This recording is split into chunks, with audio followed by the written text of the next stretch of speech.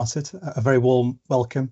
I'm really pleased to be here today talking to you all about a topic that I think is one of the most important topics facing businesses today, and that's operational resilience. I know many of you are joining us today that and your roles operate within financial services. And for those of you who have worked within financial services, you've been through quite a significant amount of regulatory change over the last few years, especially with the FCA and PRA's requirements coming into force with regards to ops res. For those of you who are attending and joining and operate in other sectors, the importance of operational resilience continues to grow rapidly. Externally, we're facing a world of increasing geopolitical tension, rapid technology change and involving customer expectations, and there's a growing reliance on complex third-party supply chains. Now, today is Tuesday, the 29th of April, and over the last 24 hours, we've already experienced a major power outage that impacted Spain and also Portugal.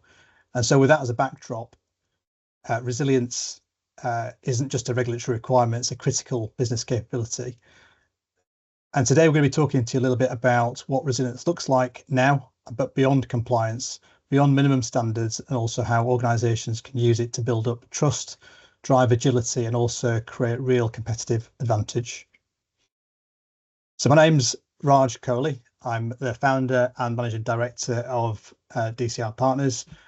I've got over 20 years experience helping organisations in a broad range of topics, but ultimately helping them strengthen their approach to operational resilience. That background, as I said, is quite broad, covering areas such as cyber resilience, third-party risk, business continuity, but importantly, in that intersection where they all meet around business change. What I'm hoping to do today is share with you some thoughts on how you take operational resilience from what could be seen as a framework that sits in risk or compliance to something that is practical and embedded within the organisation. I'm pleased to be joined today by one of my fellow directors at DCR, and that's Bryan Hurcombe. Thanks, Raj. Good morning, everybody. So by way of an introduction, I've spent the last 30 years, I'm a little bit older than Raj, in various versions of the ops res space. And I think importantly, most enabling capabilities that deliver resilience and sit within it. And the same as Raj, my focus is beyond compliance. It's on delivering true business resilience and helping organisations turn that into a competitive advantage. Thanks, Raj. Okay, in terms of structure for today's session, we've got around 35 to 40 minutes. Bryan and I will be talking through some of our views and insights. We've got sort of 15 to 20 minutes towards the end of the session for Q&A. The webinar does allow for people to pose questions as we go through the session, so please feel free to put any of your questions into the chat, and Bryan and I will come back to these toward the end of the session. We'll be making these slides available after the session, and the session itself will be pre-recorded for distribution afterwards.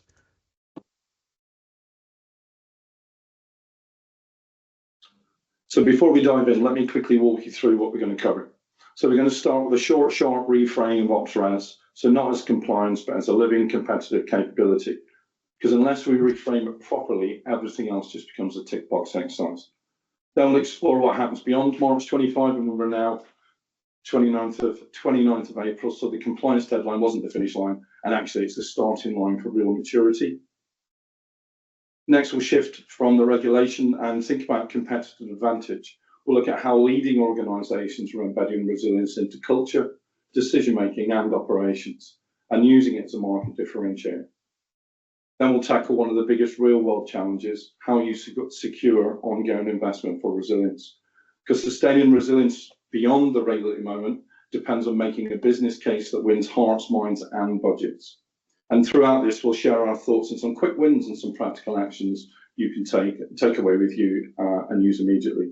And of course, we'll wrap up with some closing reflections and then open the floor of questions, as Raj mentioned. Thanks, Bryan. And perhaps just one other thing to add. We recognise that if you're joining us today, you may be working within an organisation that has high levels of maturity with regards to operational resilience, but equally you could be on the first rung in terms of that maturity journey. So we're not going to make any assumptions as to where you are. And the session itself, we've tried to pose a series of hopefully thought-provoking questions that you could ask of your own teams with regards to their maturity, to help drive further improvements as the months and years progress. As Bryan mentioned, we're going to finish off with a few quick wins as we go through this exercise. So some tangible things that you could take from today's session that you could implement within your own organisation. So let's kind of recap and reframe resilience. For FS firms, lots of work has been done into building and developing an ops res framework. And I think teams should be immensely proud of their efforts over the last 2 or 3 years to help their organisations get to a position where they can complete the self-assessment by the end of March 2025. However, there's some organisations perhaps who have treated this compliance deadline as perhaps a checkbox exercise. Lots of funded investment has been centred around creating a one-time programme that develops a framework, write the policy, build a map, pass the assurance exercise that comes alongside it, and then move on. But that mindset is already becoming quite dangerous, because resilience today is not about what's written in a framework. And we all know that what gets written in a framework quite quickly becomes out of date. It's actually about how your organisation actually behaves under real pressure. So when the customer is watching, when the media is asking questions, and when the market is losing patience. We all live now in a time where everything plays out in social media. Therefore, companies that survive the next decade won't be the ones who simply meet regulatory expectations. They'll be the ones who build resilience into the heartbeat of their operations, but importantly, their leadership, culture, and customer promises.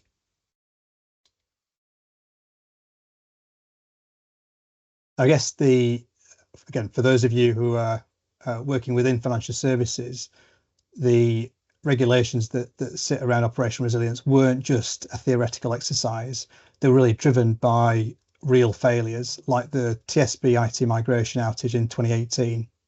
And that itself exposed how quickly operational disruption could turn into customer harm, reputational damage, and systemic risks. Millions of customers were locked out from their accounts, payments were delayed, trust was quickly eroded, and crucially, it wasn't seen as a technical issue. It was seen as a failure of the organisation, so the bank, and its ability to serve its customers when it mattered the most. And that's when I think a lot of regulators recognise that there's a deeper truth, which is not all systems have to be perfect, and that it's about protecting outcomes. Now, around the same sort of time in 2018, the Bank of England issued the Financial Stability Report, and that acknowledged that operational disruption can come from other sources rather than just financial weakness. And from then on, there's a lot of focus on, could firms maintain critical services in severe but plausible disruption? Could they stay within tolerance that protected customers and market trusts? And could they recover in a way that didn't amplify harm? So actually, the viewpoint around operational resilience wasn't about just withstanding a shock. It's not just about preventing them. It's actually, how do you withstand them?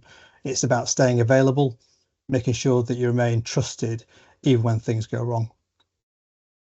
So in response to FCA and the PRA's policy statements, there's been a lot of work that's centred around identifying important business services, mapping dependencies, setting impact tolerances, and carrying out scenario testing, all ensuring by the end of March, organisations could demonstrate their ability to remain within tolerance during severe but plausible disruptions.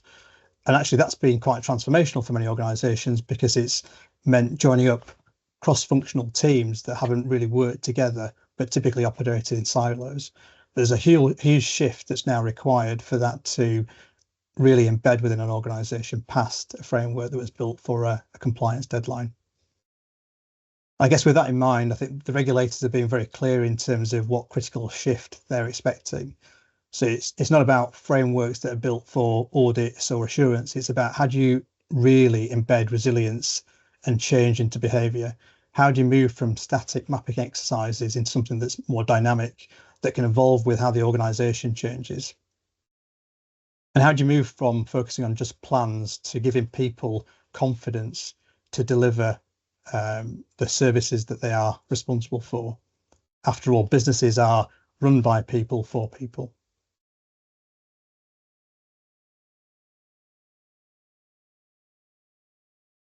So what is operational resilience and what comes next? Well, it's not about just preventing a failure, it's about thriving through failure. It's recognizing that no organization can withstand sort of cyber attacks, technology failures. These are part of running businesses today. So firms that are able to avoid failures or respond from failures are the ones that are going to be left best placed to deliver and manage our customer trust. Resilience is no longer about compliance exercise, it's about driving competitive advantage. And importantly, it's about making sure that resilience is earned by the business. So typically, organizations have focused on technology teams, information security teams, or compliance and risk teams to own resilience. But actually, the shift needs to happen where a business is accountable for the resilience of their services. And that's the big shift that's come through from the regulatory requirements over the past 2 years.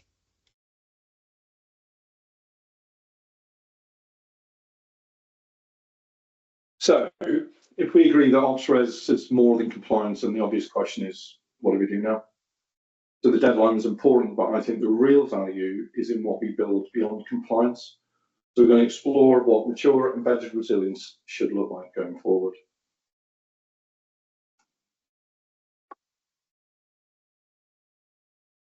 I think it's clear resilience will define the next generation of market leaders. It's not just their regulators. I think surviving compliance audits is kind of table stakes now. Thriving through disruption is where the real leadership is going to happen.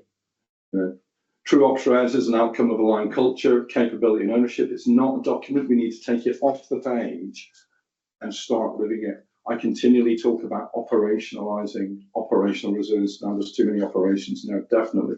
But how do we take the great work that we did in defining our IBSs, mapping them, identifying the vulnerabilities on 1 million PowerPoint slides, and bring that together, embed it in an organization, aligning culture, capability, and ownership. The firms that treat resilience as a strategic enabler will absolutely respond faster, adapt better, and they will outperform. But I think most importantly, survival is the most adaptable, right?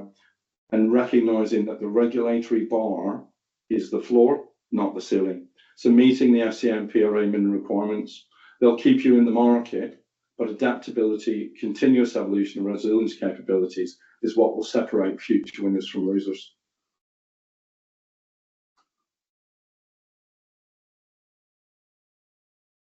So we said there'd be some questions for you perhaps to pose to yourself. So here's the first one. So is operational resilience treated as a living capability in your organization, or is it static compliance deliverable in your business? So let's start with this, right? When you think about your resilience work, is it something dynamic and evolving that's adjusting as your business and risks evolve? Or was it a project that stopped the day the regulatory framework was signed off? Does it exist on PowerPoint slides? Lots of clients talk about shelfware. Or is it real? Because real resilience isn't static. It lives, it adapts, and it grows as your organization grows. Static resilience, that sits in a folder, and it won't survive the next real disruption. So why is that important? Look, threats and operations are changing all the time, and how do you keep pace? Are we continually going to be updating PowerPoint slides with mappings? It's a living capability. It's ready for real disruption, not just theoretical scenarios. And organizations that treat resilience as active and dynamic will definitely outpace those that don't.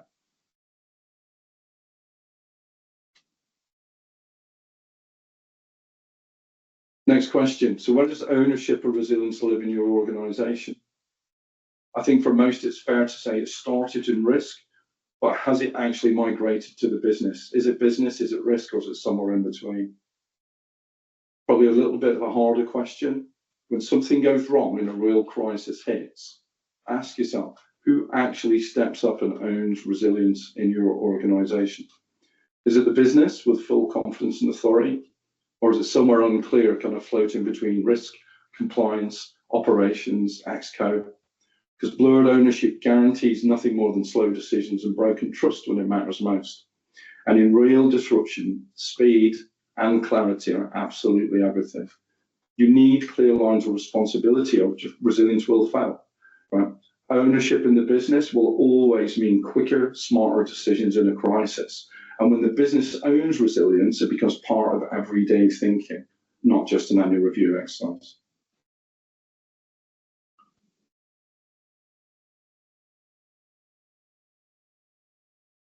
So next question, I promise you there's only 3 per section. What does success look like for resilience in your organisation beyond passing an audit? Have you defined it? How would you define success? Is it passing an audit? Or is it protecting customers? Is it about maintaining services during a cyber attack, recovering faster than your competitors? Because if your organisation can't define success by business outcomes, service, brand, trust, then resilient risks just become paperwork. And paperwork won't protect you when it matters most. We've got to be clear that we're measuring success in operational outcomes and move away from the idea of compliance paperwork. Connecting resilience to your business, not even just connecting to your business mission, needs to drive and enable your business mission, will build credibility and trust. And clear outcomes absolutely drive better performance.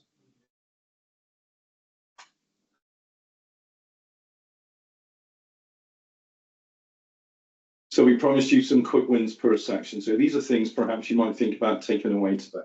So here's the first one, right? Run a future resilience leadership discussion. I think one of the quickest but most impactful actions you can take is to shift your leadership conversation. Don't just talk about passing audits, start talking about the future. What new risks are emerging? How will customer expectations change? And how will our resilience evolve? A simple leadership roundtable or workshop can reposition resilience from a static compliance exercise into a dynamic future-facing capability. And this will build the mindset shift that you need to sustain resilience maturity after 25. Next one, embed resilience accountabilities into critical roles. Resilience needs to be personal, not just procedural.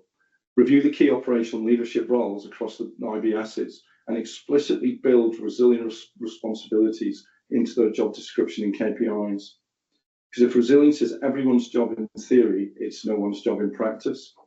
Clear role level ownership will hardwire resilience into how the business actually runs day to day. And then finally, move from static to dynamic service mapping. This is something I'm personally working through at the moment. How do we take those gorgeous PowerPoint slides that we briefed the board with and turn them into something real? All right. Resilience depends on real-time understanding by critical services, third-party vulnerabilities, not just PowerPoint slides. So link your service map into live operational data, risk metrics, and change activity. That dynamic service map will give you a living view of your resilience posture, not just a historic snapshot that's out of date when disruption hits.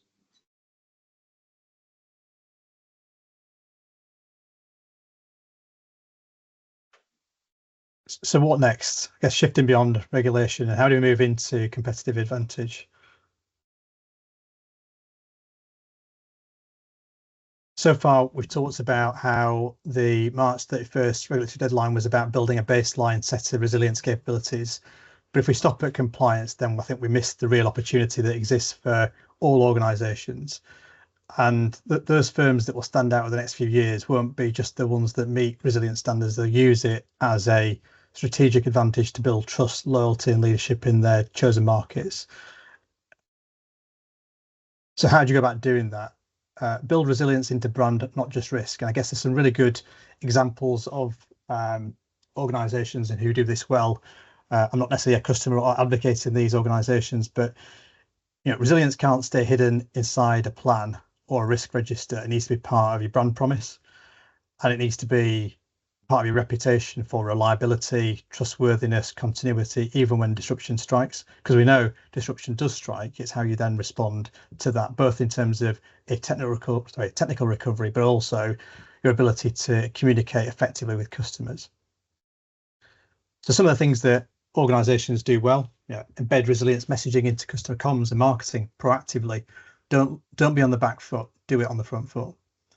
After incidents or tests, share stories of how protected customers have benefited from the services that you've delivered.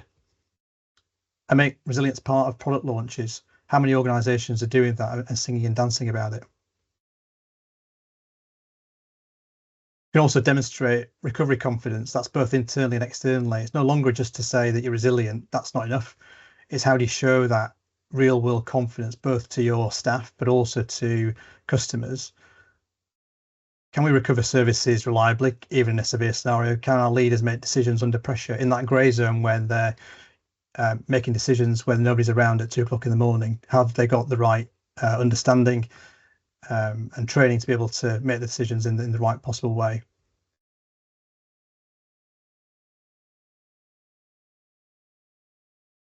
There's a lot of emphasis on scenario testing and using resilience testing to build capability, but it's a fantastic way to help the organisation understand roles, responsibilities, and clear accountabilities, and build muscle memory for some point in the future when a disaster or an issue does strike. As Bryan mentioned, we've got a few questions that we want you to ask of yourselves. So the first question is resilience strategy positioned? So is your resilience strategy positioned as a market differentiator, or is it seen as a regulatory necessity? I guess there's a very distinct difference. Most organisations who pull out a compliance plan don't generally benefit from investments in resilience. They can point to a checklist, but few can stand up and say, our resilience gives us an edge. It gives us customers a way to engage with us in a trusted way. It strengthens our brand and it opens up new opportunities. What about if your organisation can say those things with confidence? And that's the real opportunity, because past compliance to regulation, that's just basic survival. And again, there's plenty of examples out there of organisations that do this well. So, Amazon talks about its 5 nines of availability. That's built into its marketing. We all know that Amazon provides high levels of resilience, despite sometimes having service incidents. So why does this matter?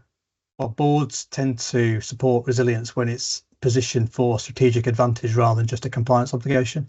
If it's just seen as a cost of doing business rather than something that enables growth, guess what? You're likely to get more support. Now, investors are also factoring resilience into confidence decisions. If any of your organisations are going through M&A, this is a fantastic way to position differentiation. Question number 2. So when a disruption hits, how will your customers experience that? Will it be confidence or chaos? Because customers don't judge you based upon how many crisis plans you've written or how many times they're being tested. They judge you based on how you perform when it matters most. So it's a cyber attack, a supplier failure. Is your organisation in control? Is it transparent? Is it seamless in its recovery? Or is it confusion, silence, and service failure? Those are all the things that could impact brand promise. And I guess this is when brand promise and customer loyalty is really tested.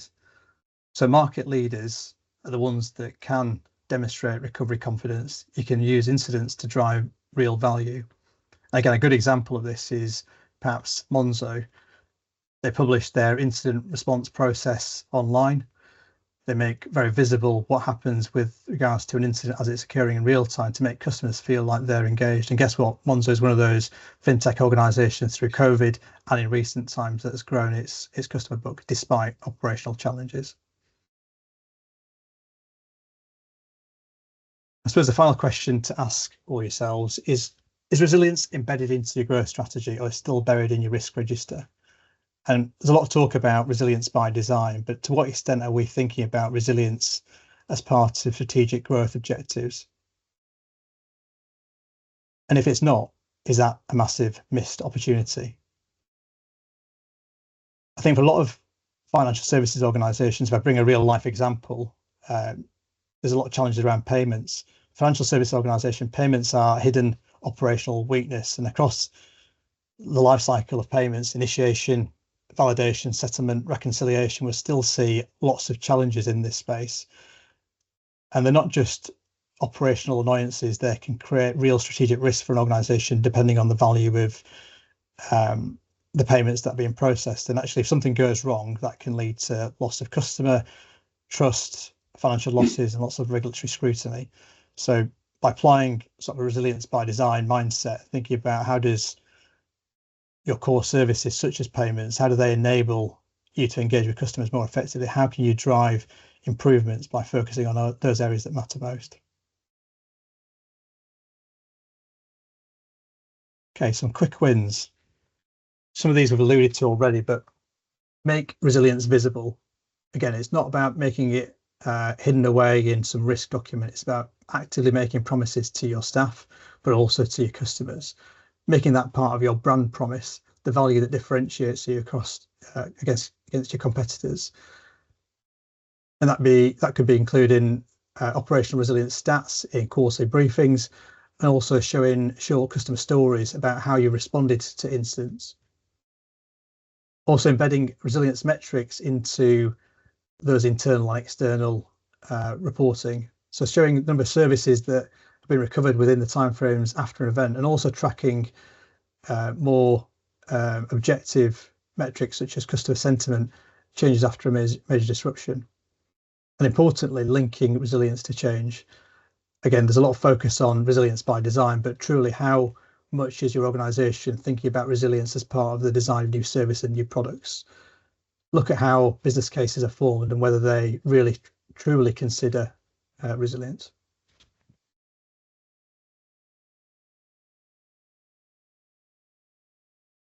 Thanks, Raj.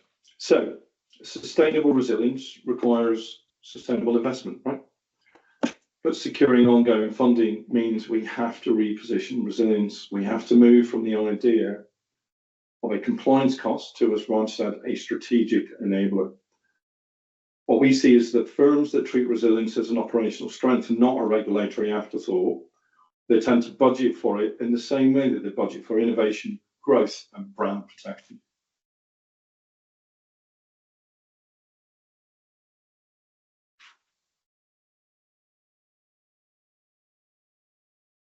So if resilience only lives in risk budgets, it's always going to be underfunded. That's a fact, right? So let's start with some comfortable truth.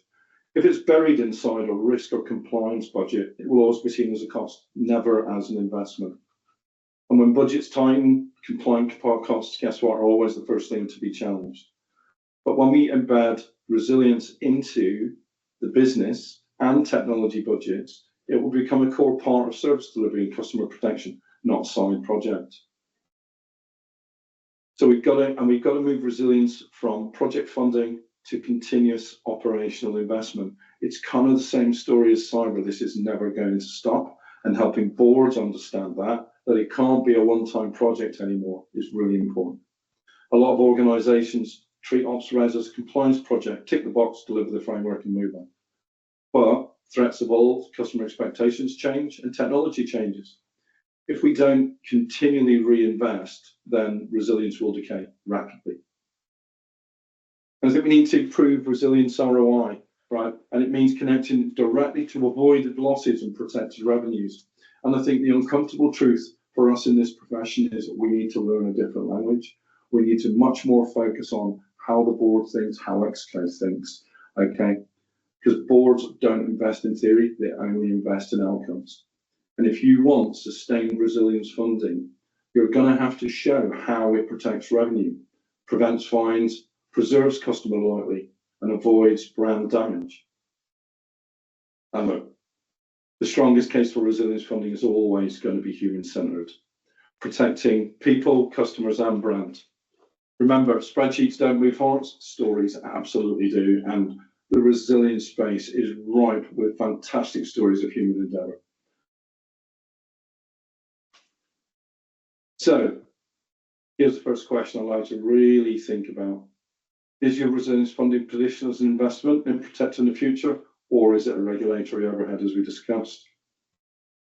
When you walk into a budget meeting, is resilience positioned as a strategic investment to protect customer trust, operational continuity, and future revenue? Or is it still framed as just a compliance cost that the leadership feels that they have to fund reluctantly? Because how you frame resilience at the board and Exco level massively changes how it's funded and how seriously it's treated.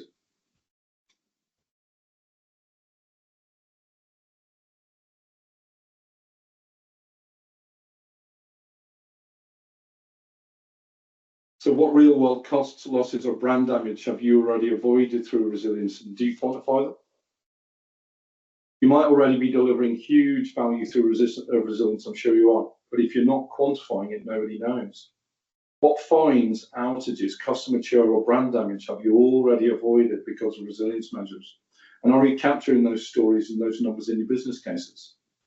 Because back to what I said, boards invest in outcomes, not risk theories. And there's some, as I said, some fantastic stories, some great metrics we can use to back up investment cases. Show them what resilience has already saved, and they'll fund what resilience can protect next.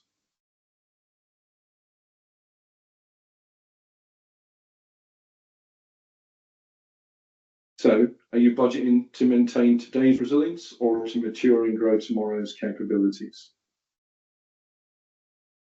Are you deliberately investing to mature and grow over time? Are you focused on vulnerability remediation or capability development, or both? Because the threats are evolving, technology is evolving, and customer expectations are evolving. If your resilience investment is standing still, you're falling behind, and you're leaving your future competitive advantage on the table.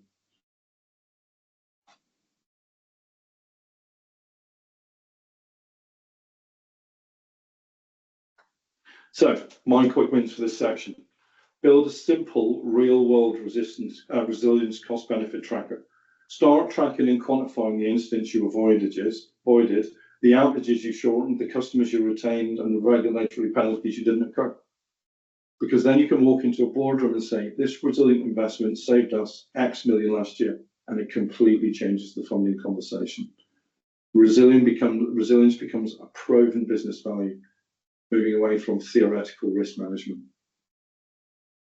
All right, and create dedicated resilience investments line in your operational budgets. Find for a clear, visible resilience budget line. If resilience funding is buried inside general risk or IT budgets, it's invisible and vulnerable when cuts come. Having a specific resilience investment line in operational budgets sends a signal. This is not optional, this is critical business infrastructure. And it gives resilience proper standing alongside other key enablers like cyber, innovation, and digital growth. And then finally, a bit of storytelling.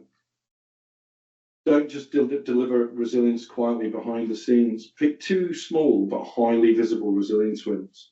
Deliver them and then publicize them internally to leaders and boards. Because resilience needs visible proof points. Small wins, well communicated, build momentum for bigger investments down the line.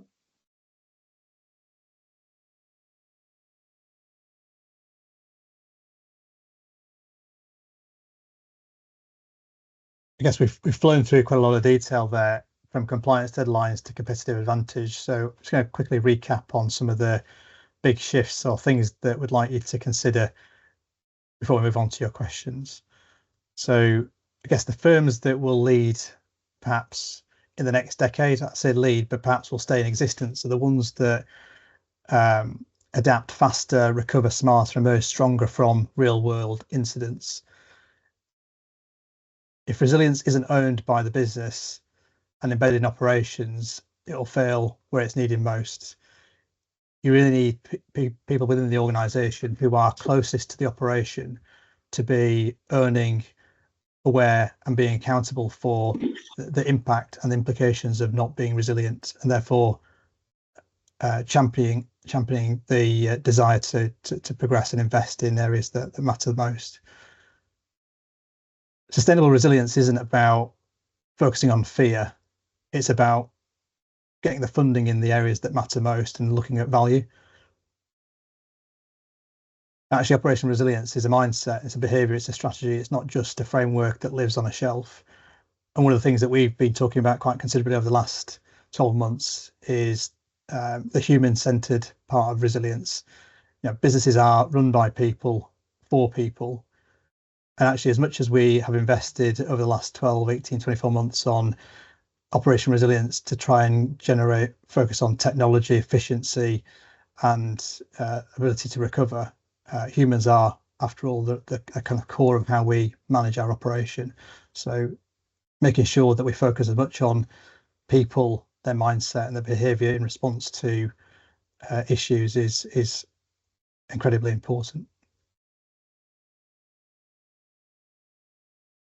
Okay, we're just going to move on to some Q&A. So, Raj, I've got the questions in front of me here, and everybody on the call, please feel free to add as many questions you like, and we'll try and get through as many as possible in the next 15 to 20 minutes, give or take. So, Raj, perhaps while you catch your breath, I'll take the first one. So, how do you convince senior leaders that resilience is more than just another compliance project? Great question, and kind of what we've been talking about throughout. But practically, it all starts with language. Leaders care about outcomes, revenue protection, brand trust, customer loyalty, not frameworks. So as we said, we've got to reposition resilience as that strategic asset and make sure we're clear about protecting critical business outcomes, not just as regulatory exercises. We also have to show where we've delivered value already. All right, where have we avoided losses, protected incomes, protected revenues, preserved reputation? And we've got to tell that story in business language with real world evidence. It's what shifts resilience from cost to competitive advantage. Exactly back to what I said before, we have to shift our language. Really, really important. Right, we have a super long question from Ray. I don't know if you had a chance to read it. Yeah, so Ray, great question. I'll kind of just read it out. It's in light of the rapidly evolving cyber threat landscape, including double-edged sword of AI, which is being used for malicious purposes by threat actors, and growing regulatory scrutiny and legislation, how should an organisation's operational resilience strategy adapt over the next 3 to 5 years to ensure sustained business continuity, stakeholder trust, and compliance with emerging global standards and new directives such as DORA, NIS2 and AI Act, etc.? I think that's a great question. I'll start by saying I think it's a case of starting with the end in mind, and that might question, what do you mean by that? There's so many competing priorities. There's so many changing dimensions or changing facets to how cyber is operating today, that actually if you take a very tactical approach to implementing controls, implementing capabilities, often what gets left is something that doesn't help the organisation strategically. So some of this is about, in my view, horizon scanning and looking at what those emerging risks are over the next 2-3 years, and building out plans and resilience capabilities that address those short, medium and long term, so that you build for the future, but actually you think very tactically. You can build short-term resilience plans that centre around that. Bryan, I don't know if you've got anything to add. No, I agree. And just recognising say this a lot, resilience is a business effect made up of enabling capabilities, and recognising the interconnection, the operating model that exists around all of those, ensuring that they work together. Back to Raj's point, okay, starting with the end in mind, but that applies to all of the capabilities involved in delivering resilience. What we tend to do is be incredibly stovepiped about each of those, but actually we need them all to work together under a clear set of operational resilience objectives.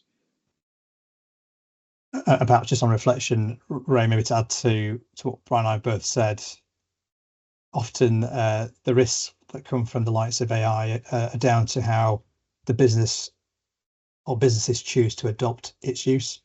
So it's being very clear on what are those use cases that the business is taking from the use of AI, and making sure that there's appropriate investments in risk mitigation, but equally the upside, which is maximising the opportunity that comes from using those tools and technologies. Flip side, there are the external threats that come from greater AI adoption, so cyber criminals using AI for their own malicious purposes. And again, this is a little bit about thinking with the end in mind. So where is the industry going? How can you stay ahead of that? And how can you invest in capabilities in the future, but think about those today? Thanks, so we've got another couple. Perhaps I'll take the next one. What's the biggest mistake organisations make after they achieve initial compliance? They stop. In short, they stop. The the two regulations which aren't quite the same are helpful in so much as they're incredibly broad, but really unhelpful in terms of indicating the future and how the regulators might like to see this stuff. Compliance isn't resilience. We absolutely know that, but have we thought about, for instance, if we take financial services sector, have we thought about things like what are our customers' realistic resilience expectations? Have we taken those and built those in? So really simple things, right? Like how should we, how our customers want, it's reasonable that they should have access to our app 24/7. It's reasonable that they should have access to online banking 24/7. Should they pick up the phone, it is reasonable that somebody answers the phone. Okay, and how are we building those in? Have we thought about a set of organizational outcomes for operational resilience and translated those into a set of objectives for each of the 9 enabling capabilities in resilience and flowed them down? There is lots of stuff. We've got to keep going, and as we said, I think the real hard work started on the 1st of April. I think defining IVSs, setting impact tolerances, mapping and finding vulnerabilities are all fantastic desktop-based exercises. The challenge now is how do we operationalize this, and how perhaps do we move it beyond our important business services to the critical business services, so those that don't directly support IVSs but are absolutely critical to the overall resilience of your organization. All right, because delivering your IVSs with intolerance does not deliver a resilient organization. It's part of the story, just not all of it. Any thoughts, Rod? I completely agree with that, Brian. There's another question actually, which kind of perhaps builds on that, which is around how should organizations think about resilience investment during cost-cutting environments? I think that's a really interesting question, in so much as we live in a challenging time economically, and that's putting a lot of pressure on organizations to think about resilience in a slightly different way. From my perspective, I think the focus is going to come back to the customer. So if you're going to have to prioritize investments, you've got to cut your cloth according to what's in front of you. And actually that then ties back to the whole drivers behind resilience. It's the customer and the market. And so actually, if you've got a cost cutting focus on at the moment, how do you align your investments to the areas tied to your customer that have the greatest impact?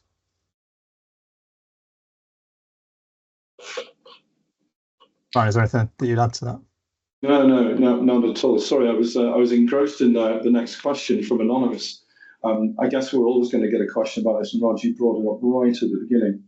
So in the wake of the blackouts experienced in Spain, Portugal and parts of France in the last 24 hours, how do you see this impacting ops res and the lessons that should be learned given the scale of the outage experience? Fantastic question.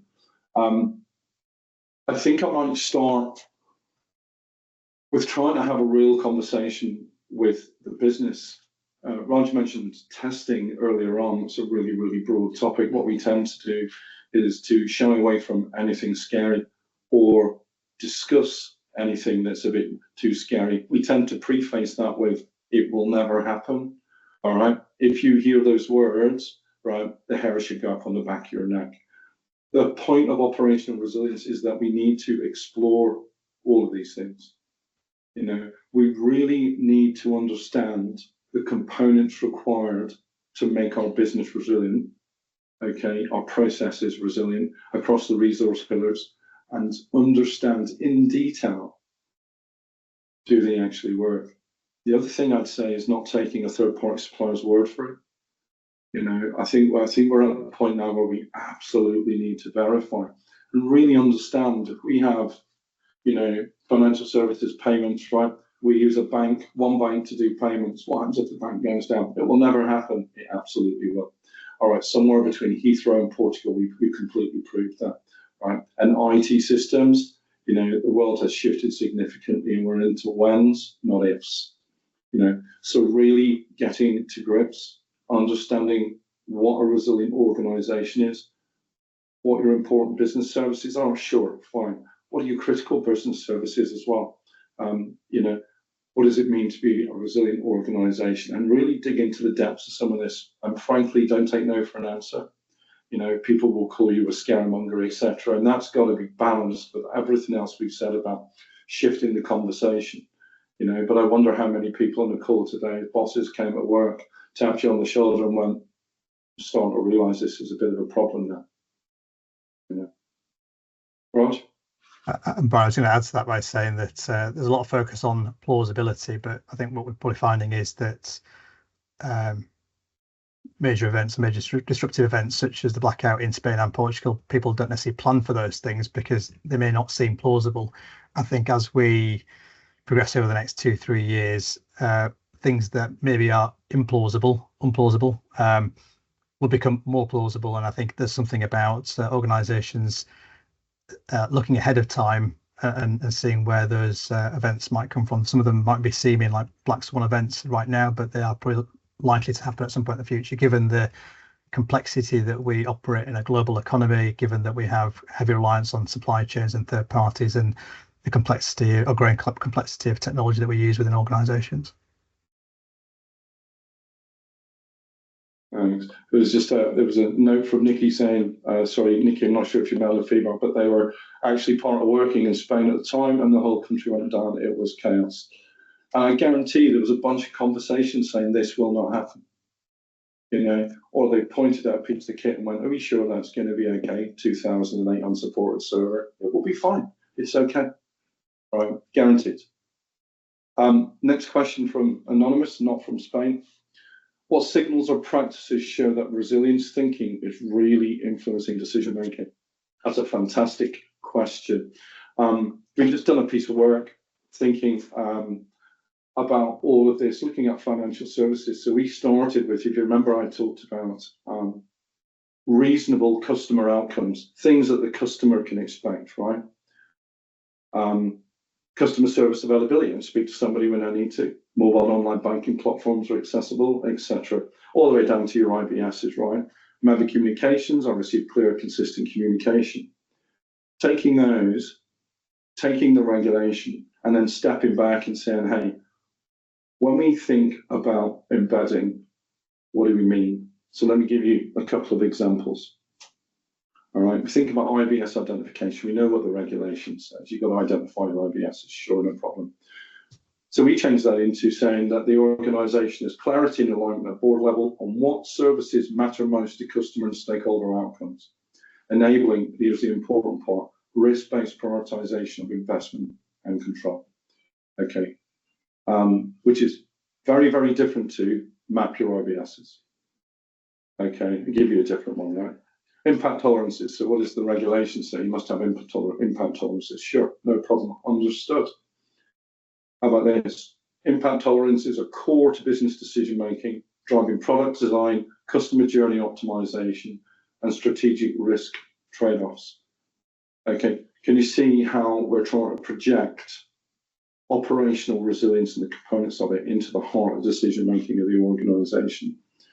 In its simplest form, you know, the board has X to spend, but has A, B, and C to prioritize. Actually, if we've done the optimized work, we can really help with that prioritization and that discussion. Okay, so I would encourage you to sit down, think about your organization, think about what the regulation says, because you've got to meet it. Sure, you just won't be resilient, but then take those regulatory statements and turn them into meaningful statements that will exist as strategic operational resilience outcomes in your organization, and think about how you would measure those. Raj, any thoughts? Well, as I said, there's a piece around the maturity journey that most organizations will go on. Resilience is an outcome, it's an effect based upon a series of inputs.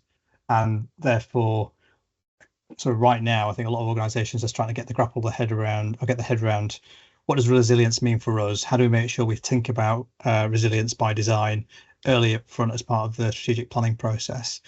And so short term, medium term, that probably means having line items in that say this is what we're doing around resilience. But over time, actually the effect that you're having is that that line item doesn't need to be there because it's embedded into all the other things that you do, whether it be third party, cyber, people, data. It's all considered as part of your framework, and it's been embedded. Thanks, Rod. So I think we have time for one more. Have a look. So if resilience is a maturity journey, what's the first thing an organisation should focus on beyond 25? Start with ownership. What we see in most organisations is central capability. When I say that, what I'm talking about is technology, data, cyber, third-party change, risk, doing this to the business. All right, ownership has to shift. Resilience should be owned and developed by the business and supported by central capability. What I see also is vulnerability remediation programs standing up, and again, with no business representation. Or they'll say, hey, well, we have the IBS owners on it. And then you talk to the IBS owners who don't feel empowered or indeed have enough understanding of their own IBSs to really make informed investment decisions. So spend time with your business folks, educate them as to their role. I spend a lot of time talking about service ownership and what that means. And there's some fairly sharp intakes of breath as to when they realise what they're really responsible for. All right, and then working through each of their important business services or critical business services you've done that to end, and helping them bring them to life and operationalise them. Okay, and then start embedding resilience accountability into the business. Okay, critical service owners, senior managers, operational teams. And again, we've said it already, shifting the conversation from passing audits to protecting services, customers, and trust. Right. Thanks, Brian. I think that's I'm conscious of time. That's a nice segue to say a big thank you for everyone joining us today. Really grateful that you've taken an hour out of your day today to listen to us, and thank you for sharing your questions. And we're keen to get your feedback from this session, so we'll be sending out a link post the session. Great opportunity for you to share your thoughts, but also we'll send a copy of the slides on completion. And just for visibility, we are doing a follow-up webinar on the topic of human-centered resilience, and that's moving from playbooks into playmakers, something that we feel passionate about. So look forward to hopefully having as many of you join that session in the future again. But thanks again for your time, and thank you for everyone for joining. Thank you. Have a great day. Cheers.